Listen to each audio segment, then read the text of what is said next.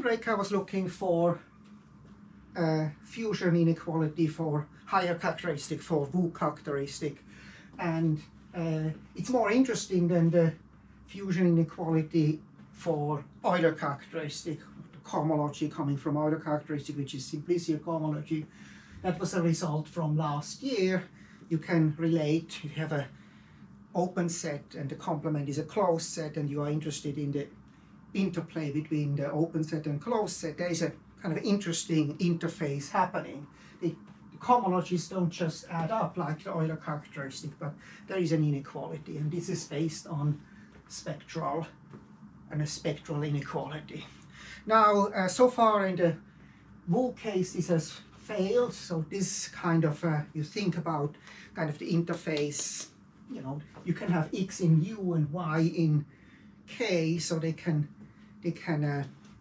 interact in the Wu case, but this is wrong. So, and I was missing one of the ingredients, and this is something because the finite topologies appearing in simplicial complexes are a little bit strange at first. So first of all, if you have two different points, then one of the neighborhoods kind of separates from the point, but it's they are not fresh T1. They are not T1, meaning you cannot find neighborhoods of x and y such that the neighborhood of x doesn't hit y and the neighborhood of y doesn't hit x.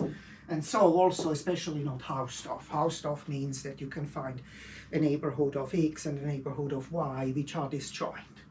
So this is called T2.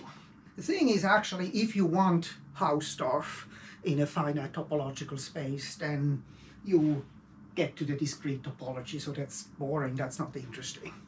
There's no interesting cohomology. I mean, there's the cohomology, the zero-dimensional cohomology, which is just counting. You just count the number of points. There is no interesting geometry. And geometry comes only in if you have, you know, not just a completely disconnected space.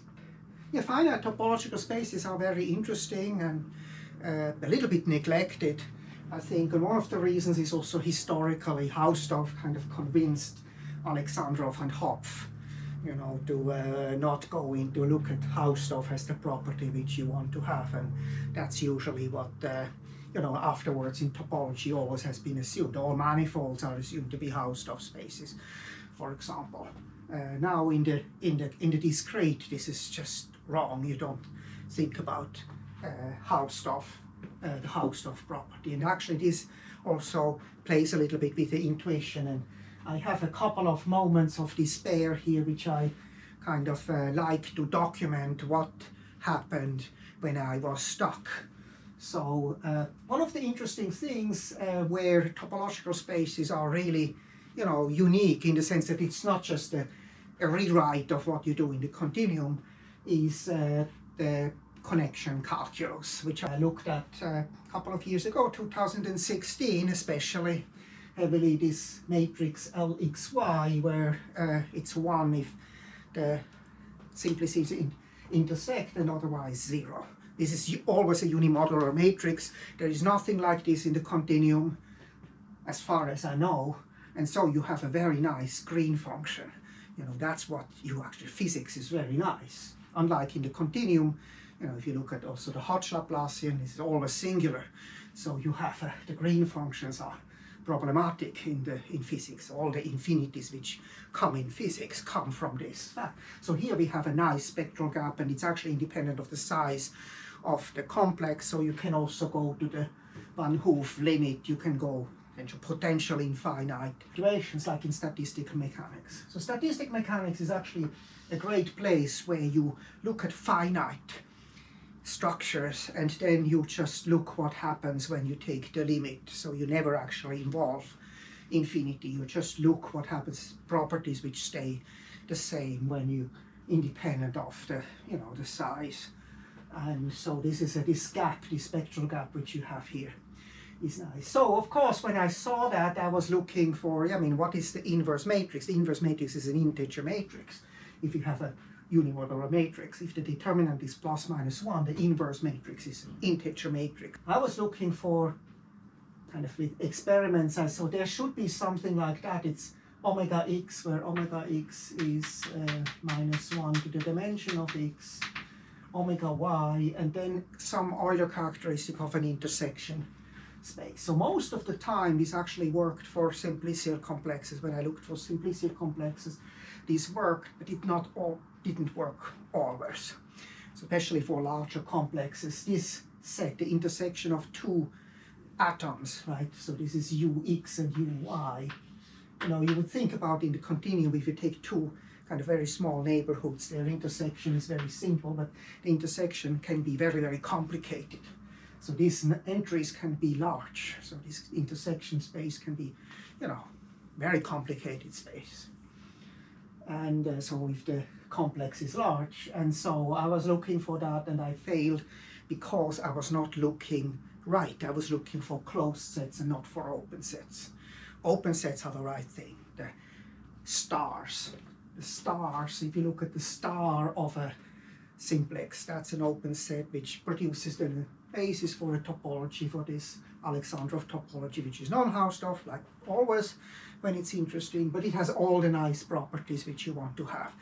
Connectivity properties work, the dimension properties work, the cohomology works, you have the physics which works, you have wave equations, heat equations, you have Stokes, of course, which is kind of almost trivial in the discrete. You have also open sets are also a topos, so they themselves have a nice cohomology, a nice Dirac operator, nice kind of geometry.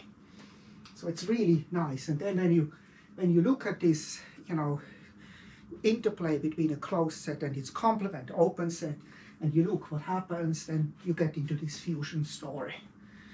Now, if you look at a Wu characteristic where you look at this, all the pairs, the intersecting pairs which matter, then the cohomology is defined in the same way.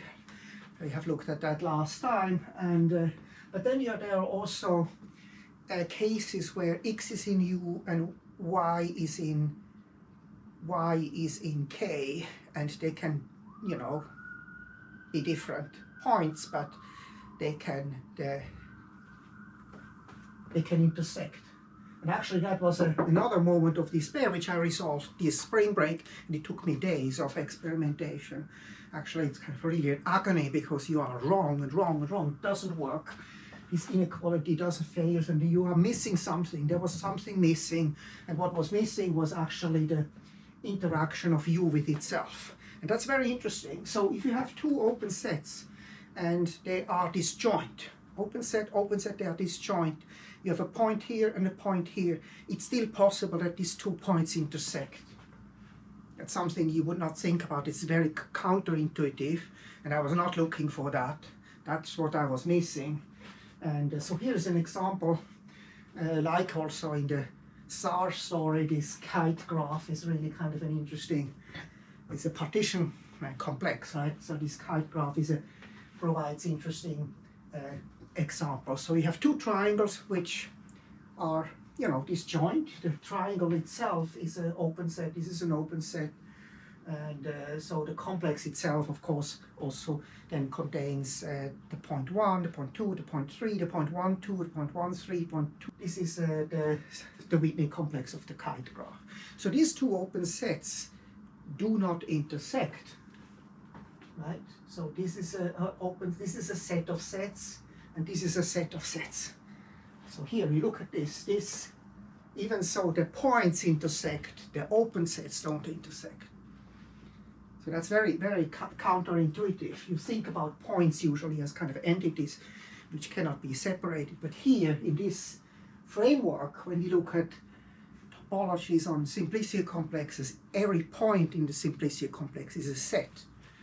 So that's kind of the framework which Alexandrov has looked at. And so this kind of was a pitfall. I missed that interaction cohomology, BUU. There is a cohomology also here, BUU. There is a cohomology for any intersections of two open sets, the cohomology for an open set and a closed set. So you can look at, in each case, you can define a Dirac operator, you can look at the Hodge Laplace, and you can look at the kernels, and you have the Betti numbers, and you can look at that. And if you add them all up, all these vectors, then you get something bigger than the cohomology of G itself.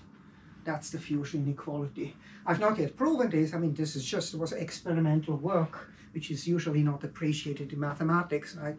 When you are measuring, you know, some properties of a star, of a compound, or a protein or something. This is a big thing in every science, but in mathematics, its experiments usually don't count. So it's a frustrating task, but I'm sure that the proof works here.